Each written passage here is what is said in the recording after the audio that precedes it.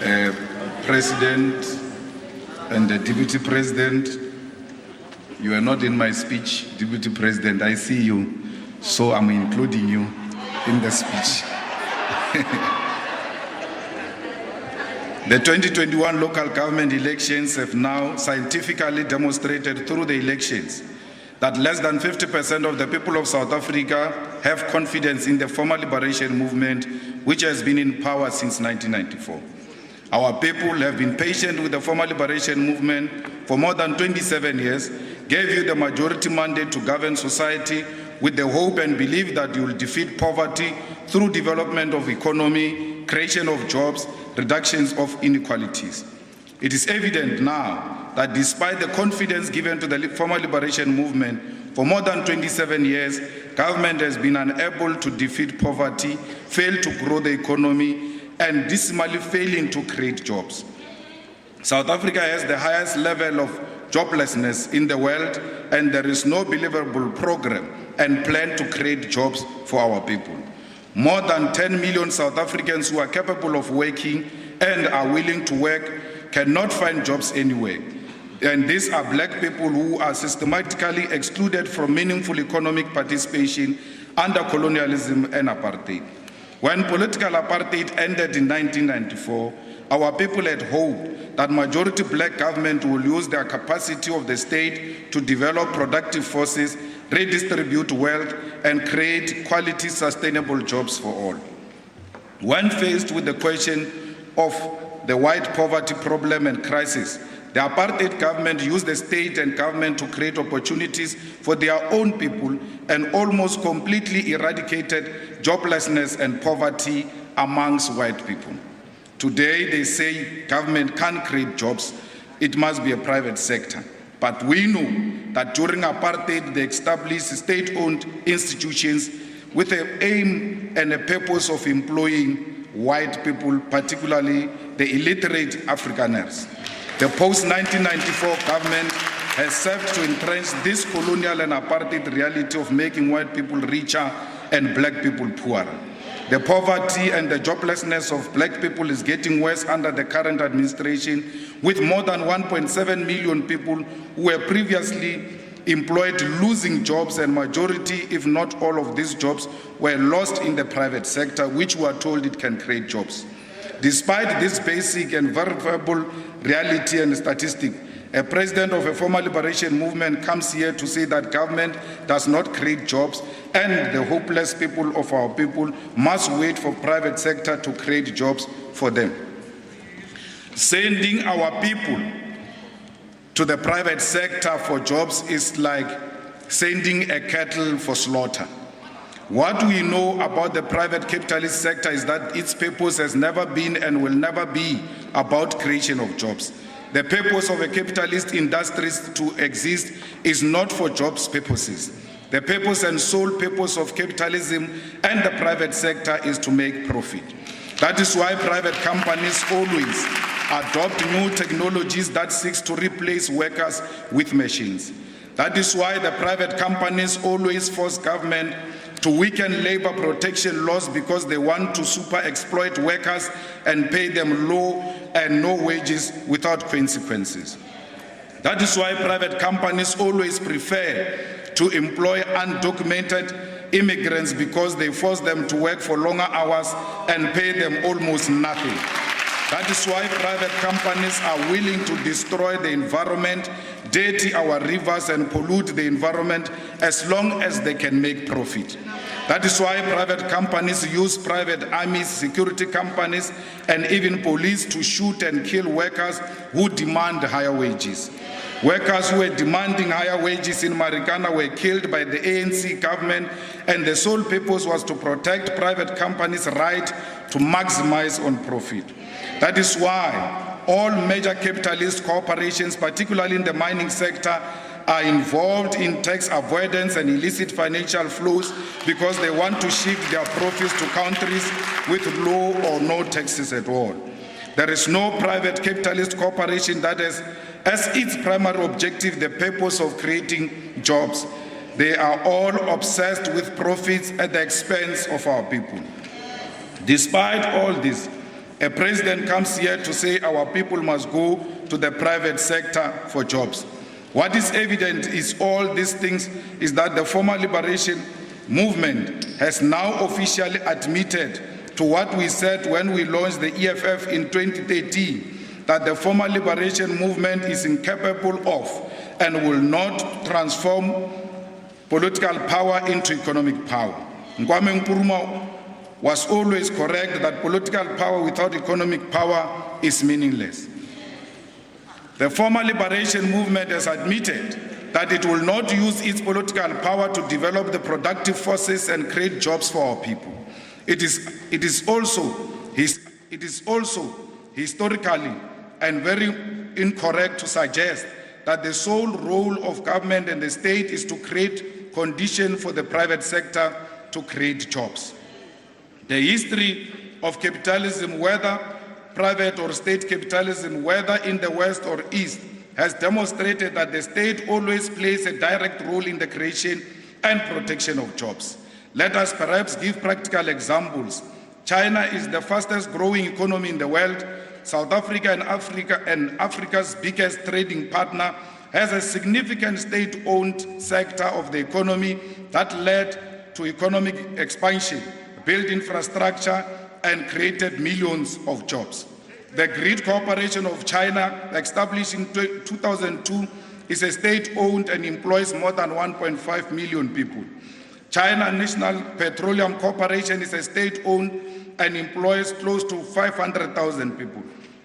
Emirates Airline, which is state-owned, employs more than 100,000 people. So these are many other examples that we can always give where the state plays a significant role and create jobs. State Bank of India, which is owned by the government of India, employs almost 250,000 people. So the story that government cannot create jobs is neither here nor there. There are many other examples we can give you that demonstrate that the most rapid development of the productive forces happens under the state leadership and guidance. We are giving the real examples of these countries in BRICS bloc because these are important strategic partners to South Africa and the entire African continent historically, now and in the future. You never said anything about BRICS, actually never gave any noteworthy analysis of the global balance of forces as if South Africa exists in isolation. We've never had a president of a country who conclude a speech without giving an analysis of the globe and the politics thereof.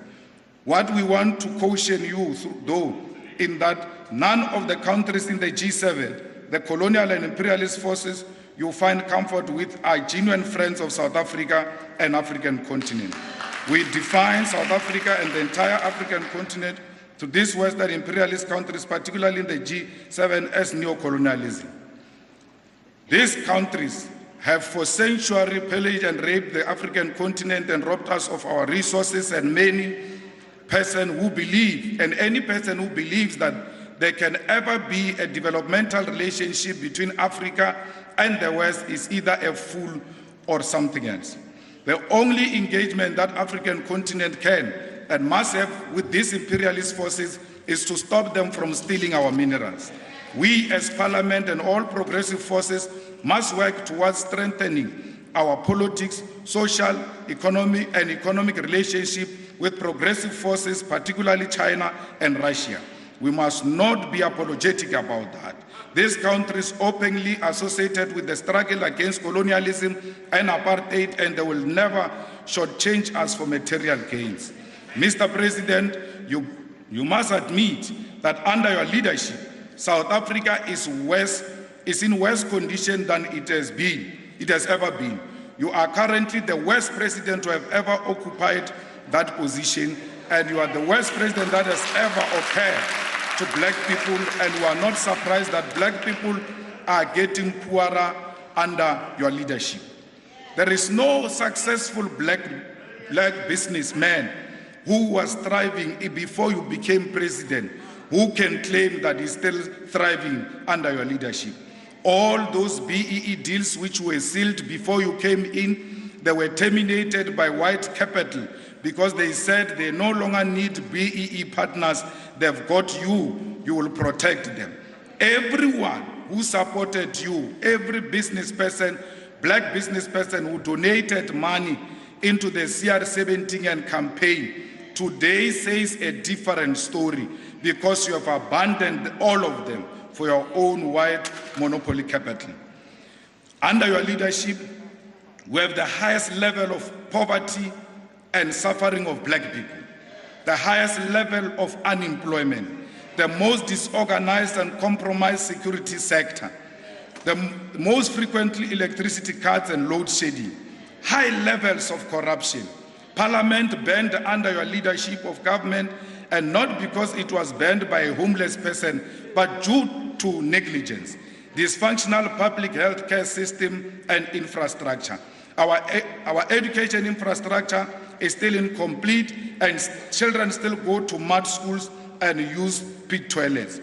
Neglect of the sports, arts, and culture sector, which you never said anything about during SONA.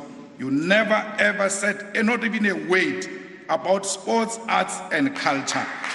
And that shows that you have no regard for all those young people who are involved in these activities. High levels of crime, dismal failure of the state criminal justice system to decisively deal with gender-based violence and femicide. Local government, particularly in rural areas, is dysfunctional, with more than 128 municipalities in financial distress. Under your tenure as president, the situation in South Africa has gone from bad to worse. The fact of the matter is, Mr. President, your dream of being a president has come true. Please, now that you have fulfilled your dream of wanting to become a president, why are you not leaving us in peace? Because the highest ambition you ever held was to become a president. You have become a president. Now you want to come and serve for a second term. To do what? Because you are not doing anything. You are just on top, but doing nothing on top. What began as a so-called new dawn has become massive unemployment, increased violence against women and children, collapsing hospitals, and the greatest threats against the security of the state in the post-democratic South Africa. The state-owned enterprises have all collapsed under Jamnandas, but you can't do anything because you are very scared of Jamnandas, who played a central role in raising funds for CR17. You are forever indebted to him, even when he's not performing well. Imagine ministers are being called here by your friends that they must resign, but they don't call the name of Jamnandas because he's their friend. He's not failing them in ensuring that they discriminate against our African brothers. We want you not to surrender this country to the Rupert. Honorable member, please take your seat. There's a point of order. Honorable Khatebe. Okay.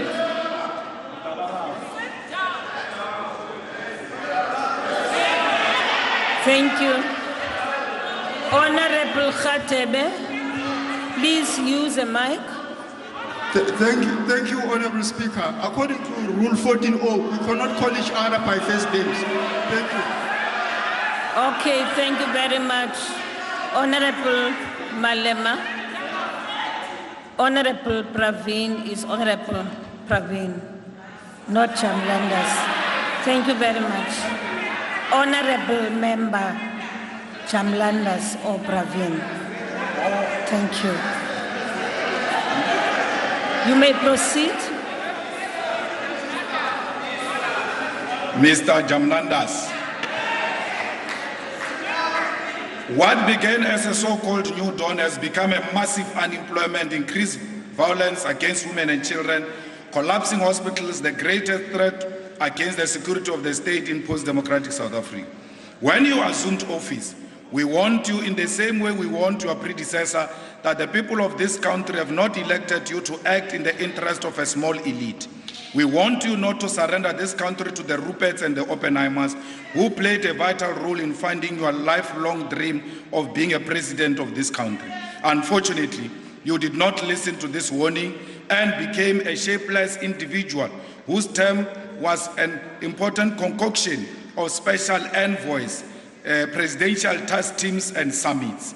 You wasted 5 years setting up structures in which you placed your friends from the business sector to resolve political problems. You did this because you mistook government to be the same as running a company.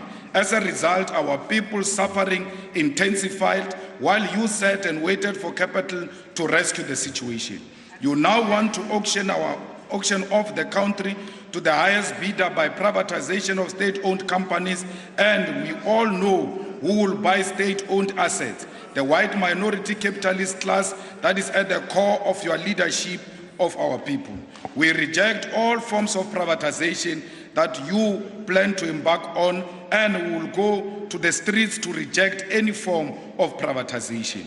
We gave you an opportunity to reclaim the land through our proposed amendment of Section 25 of the Constitution, and you hijacked our motion, distorted it, and asked us to only expropriate abandoned and rotten land. We rejected that with contempt. What do we do with rotten land? What are we going to do with a rotten land which is not productive? We want land that is prime. We want land that is of value to our people. There is absolutely nothing that you have done for black people. You seem to think that each State of the Nation address is the beginning of a new term as president, which is why there is no consistency and implementation of your own objectives. We will today take you through the mess you presided over and your many unfulfilled promises. In 2019, you claimed that you plan to ignite economic activity, restore investor confidence, support employment, and address the urgent challenges that affect the lives of vulnerable members of our society. Since then, you have been in charge for 15 financial year quarters, of which 8 had negative growth with technical recession in the process. From the last State of the Nation address in 2021 to date, unemployment has increased from 30.8% to 34.9%. In 2019, you said to us you will create 275,000 additional direct jobs every year. When you became president in 2018, unemployment was 26.7%, sitting at 5.9 million people. In 2021 quarter 3, the unemployment rate increased from 34.9%, increasing to 7.6 million people. To put this simply, more than 1.7 million people have lost their jobs since you became president. You have now abandoned your strategy of summits and thumb-sucked job creation figures and told us that the private sector must create jobs. You do this because you are running from absolute failure to create employment. The suggestion that the private sector must lead to job creation is a neoliberal policy born out of consensus reached by the G7 when they summoned you to take pictures with them like a child. You have now returned here, conspired with a racist official opposition to force down capitalist understanding of development that sidelines a democratically elected government. The state must be at the center of job creation, and any compromise on that is an attempt to turn this country into a PTY LTD. The state of security in this country is beyond embarrassing, and you have done nothing to give an impression that our people are safe under your leadership. You took the whole intelligence into your office and appointed the most unintelligent person to head the intelligence. He always liked posturing and giving an impression that he's an ideologue. He came here before me. You saw him, Honorable Mbuiseni. He was like this. There is a difference between idea and facts. Let me take, like he's going to say something abstract and says nothing. That's him. He's like that. And that's how he finishes the president all the time. in the office. You see, Mr. President, nothing. You have passed a motion of no confidence on a young person in a form of Zizigodo. That is the young person that you should be grooming, who should be correcting that institution of the intelligence and make it functional. I do not understand this thing, Honorable Deputy President. Your hatred for your young people is visible. You hate young people with passion, and a young person with potential gets to be destroyed in your organization. What is wrong with giving Zizi the full responsibility of being a minister of intelligence and allow this minister who came before me to accompany his friends on the trips and leave the intelligence to young people? Now, there are thugs today going around calling themselves Operation Dudula, who are harassing innocent people, demanding proof of citizenship. Nothing is happening to them. These armed individuals operate free because they know this country is run by cowards. They call themselves Operation Dudula. They put guns, they display guns openly on the streets of South Africa in front of the police. Yet police do not act against those thugs that intimidate our people. There was a video circulating of an African old lady who was crying, being forced to take out her ID by these thugs. Yet government can't do anything against these criminals. Violent crime is at all-time high. That is the mistake you did. Honorable Bekitele was not supposed to be a minister of police because he was a commissioner of police. There is no way he can be a minister of police and not compete with the commissioner of police, because he knows that responsibility and he knows what you can do with that responsibility. It was a miscalculated move. If anything, you should have taken Ndozi to the army and give someone different the police who will not compete with the commissioner of police. We will never defeat crime in this country for as long as the competition in the police is not stopped. And the only way to stop that competition is to remove Minister of Police and send him somewhere else so that we can fight crime. Crime in this country, cash in transit haste, is at a high level, not because it cannot be fought. There is one December where Minister Bekitele fought criminals to a point where there was zero. In December, there was zero cash in transit haste. We can't say the same today, caused by this unnecessary competition we have. And what is even worse is that you've got police and the soldiers committing cash in transit haste, which is a very clear state of a rotten security cluster we have in this country. Speaker, we are making a clarion call that there must be a clear change in the security cluster. Otherwise, our women and children will never be safe in this country. We want our people to reclaim the streets, and we need to fight crime decisively. A person is just called John Wick and then he goes around Mamelodi killing people with ease, and government can't do anything because of competition between a minister and a police commissioner. We want to say to the president, if you want to pass a motion of no confidence in your ministers, stop using your friends by appointing them into positions in your office. You are appointing your friends to come and play the role that must be played by your ministers. What is the point in appointing a person to come and cut red tape? The red tape is a responsibility of Treasury. When people were looting and stealing money of PPE, you called Treasury to issue regulations.